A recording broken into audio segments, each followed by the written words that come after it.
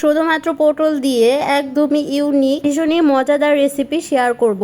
এই রেসিপিটি বানিয়ে দিলে সবাই খুবই পছন্দ করে খাবে আর সবাই অবাক হয়ে যাবে এত সুন্দর রেসিপি আপনি কিভাবে বানিয়েছেন সেই রেসিপিটি জানতে চাইবে। চলুন তাহলে কথা না বাড়িয়ে মূল রেসিপিতে চলে যাচ্ছি। সর্বপ্রথম আমি এখানে 8টা পটল নিয়েছি। এই পটলগুলোকে আমি ভালোভাবে চেঁচে নিব।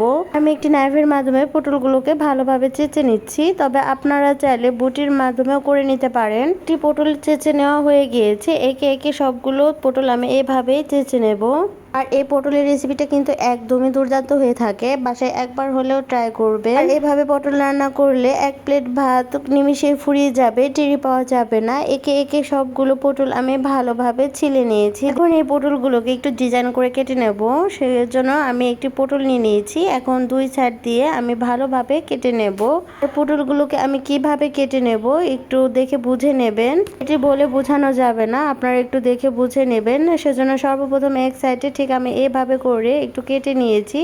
এখন উল্টো সাইডটাও আমি একইভাবে কেটে নিচ্ছি। কেটে নেওয়ার পর দেখতে পাচ্ছেন কত সুন্দর একটি ডিজাইন হয়েছে। এখন এটি আমি সাইডে রেখে দিচ্ছি। আমি আর একটা আপনাদেরকে কেটে দেখাচ্ছি।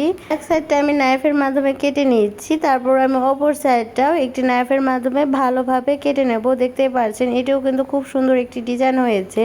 এখন এই পটলগুলোকে আমি ভালোভাবে ধুয়ে নেব, সেজন্য এখানে দিয়ে দিচ্ছি পর্যাপ্ত পরিমাণ পানি। একটু বেশি করে পানি দিয়ে ভালোভাবে ধুয়ে নিতে হবে। আমি অফ ক্যামেরাও আরো 2-3 বার ভালোভাবে ধুয়ে নিয়েছি। প্রথম ধোয়াটা আপনাদের সাথে একটু শেয়ার করলাম। দেখতে পাচ্ছেন ভালোভাবে ধুয়ে নেওয়া হয়ে গিয়েছে। আমি এখন একটি পাত্রে একে একে সবগুলো পটল উঠিয়ে নিচ্ছি। এখন এই পটলগুলো ভালোভাবে ধুয়ে একে একে সবগুলো পটল উঠিয়ে নেওয়া হয়ে গিয়েছে। এখন আমি এই পটলগুলোকে ভালোভাবে মাখিয়ে নেব। সেজন্য সর্বপ্রথম আমি একটি পাত্রে পটলগুলোকে ঢেলে দিচ্ছি। এখন এখানে দিয়ে দিচ্ছি পরিমাণ মতো লবণ। আমি এখানে 1 চা চামচ পরিমাণ লবণ অ্যাড করেছি, আপনারা লবণটা বুঝে শুনে অ্যাড করবেন। এরপর যে এখানে দিয়ে দিচ্ছি 1 চা চামচ পরিমাণ হলুদের ফাঁকি।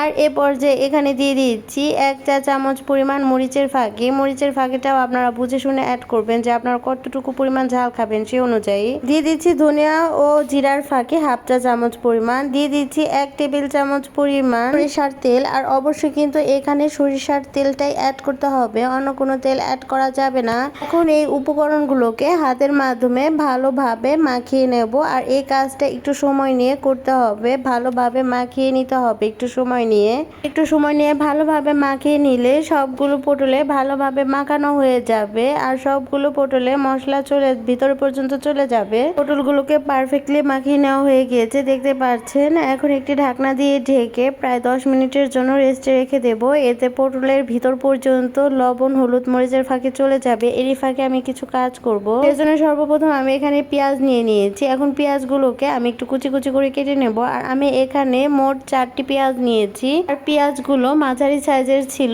বেশি বড় সাইজের ছিল না। তবে পেঁয়াজের পরিমাণটা আপনারা বাড়িয়ে কমে অ্যাড করতে পারেন। তবে এই রেসিপিতে পেঁয়াজটা যদি একটু বেশি দেওয়া হয় তাহলে কিন্তু খেতে বেশি ভালো লাগে, সেজন্য আমি একটু পেঁয়াজটা বেশি করে দিয়ে দিচ্ছি। একে একে সবগুলো পেঁয়াজ কেটে নেওয়া হয়ে গিয়েছে। এখন এই পেঁয়াজগুলোকে আমি একটি পাত্রে উঠিয়ে নেব। দেখতে পাচ্ছেন আমি একটি পাত্রে সবগুলো পেঁয়াজ উঠিয়ে নিয়েছি। এখন এই পেঁয়াজগুলোকে আমি সাইডে রেখে দেব। আমি এখানে কয়েকটা মরিচ নিয়েছি। এখন মরিচগুলোকেও আমি একটু ছোট ছোট করে কেটে নিচ্ছি। মরিচ কেটে 10 মিনিট পর পটলের ঢাকনাটা উঠিয়ে নিলাম। দেখতে পাচ্ছেন লবণ দেওয়ার কারণে পটলগুলো কিন্তু একদমই সফট হয়েছে। এখন ভাজার সময় অনেক সুন্দর একটি ডিজাইন হয়ে যাবে। এখন চুলে আমি একটি প্যান বসিয়ে দিয়েছি। প্যানটা হালকা একটু গরম হয়ে আসার পর এখানে দিয়ে দিচ্ছি সরিষার তেল। আর এখানে কিন্তু অবশ্যই সরিষার তেলটা অ্যাড করতে হবে, রেসিপিটা খেতে কিন্তু বেশি মজার হয়ে থাকে। এখন তেলটা ভালোভাবে গরম হয়ে আসার পর এখানে আমি পটলগুলো দিয়ে দিচ্ছি। তেলটা কিন্তু অবশ্যই হালকা গরম হয়ে আসার পর পটলটা দিয়ে দিতে হবে, ভালোভাবে গরম করে দেওয়া যাবে না। এখন একটি ঢাকনা দিয়ে ঢেকে চুলার আঁচটা মিডিয়াম টু লো ফ্লেমে রেখে তারপর ভালোভাবে ভেজে নেব। আর অবশ্যই কিছুক্ষণ পর পর ঢাকনাটা উঠিয়ে একটু নাড়াচাড়া করে দিতে হবে। আমি আবারও কিছুক্ষণ পর চলে এসেছি, দেখতে পাচ্ছেন কতটা সুন্দর হচ্ছে। আমি কিছুক্ষণ নাড়াচাড়া করে আবারও ঢাকনা দিয়ে ঢেকে মিডিয়াম টু লো ফ্লেমে আরো কিছুক্ষণ ধরে কুক করে নেব। কিছুক্ষণ পর চলে আসলাম। এখন আমি এই পটলগুলোকে একটু উল্টিয়ে দেব। এখনও কিন্তু পটলটা পুরোপুরি হয়নি, তাও কিন্তু কতটা সুন্দর দেখাচ্ছে। আমি উল্টে পাল্টে ভালোভাবে নাড়াচাড়া করে দিয়ে আবারও ঢাকনা দিয়ে ঢেকে আরও কিছুক্ষণের জন্য কুক করে নেব। বন্ধুরা, আমার ভিডিওটি যদি আপনাদের মাঝে একটু হলেও ভালো লেগে থাকে প্লিজ বেশি বেশি করে শেয়ার করে দেবেন, এতে আমার ছোট্ট চ্যানেলটি অনেক দূর পর্যন্ত এগিয়ে যেতে সাহায্য করবে।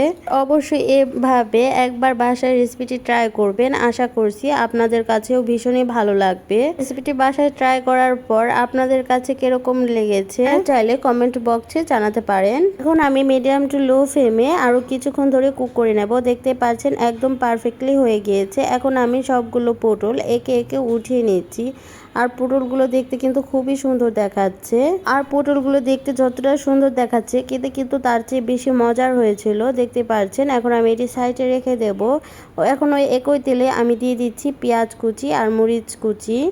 এখন আমি একটু ভালোভাবে নাড়াচাড়া করে মিশিয়ে নিচ্ছি। এ পর্যায়ে এখানে দিয়ে দিচ্ছি পরিমাণ মতো লবণ।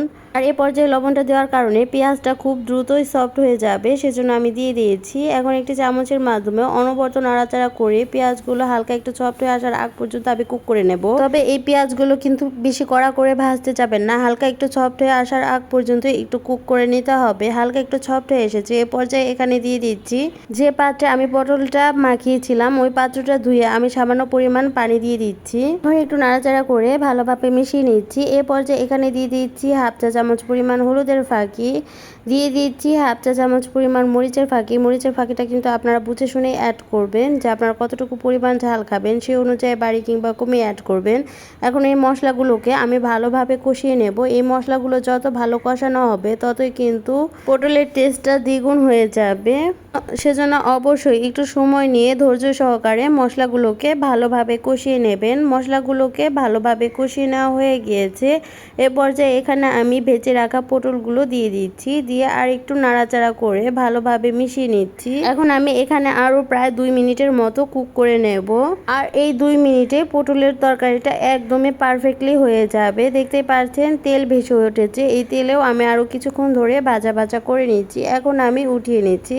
দেখে নিশ্চয়ই বুঝতে পারছেন কতটা মজার হয়েছিল। বাসায় একবার হলেও ট্রাই করবেন, আশা করছি আপনাদের কাছে ভীষণই ভালো লাগবে। আর এরকম নিত্য নতুন রেসিপি পেতে চাইলে অবশ্যই সাবস্ক্রাইব করে পাশে থাকার বেল বাটনে ক্লিক করে রাখবেন, এতে আমার ভিডিও ছাড়ার সাথে সাথে আপনাদের কাছে নোটিফিকেশন চলে যাবে। আর ফেসবুক থেকে দেখে থাকলে প্লিজ একটু ফলো দিয়ে রাখবেন। আজকের মতন এ পর্যন্তই, দেখা হবে পরবর্তী অন্য কোনো মজার রেসিপি নিয়ে। সে পর্যন্ত সবাই ভালো থাকবেন, সুস্থ থাকবেন, সবাই সবার জন্য দোয়া করবেন। আল্লাহ হাফেজ, আসসালামু আলাইকুম।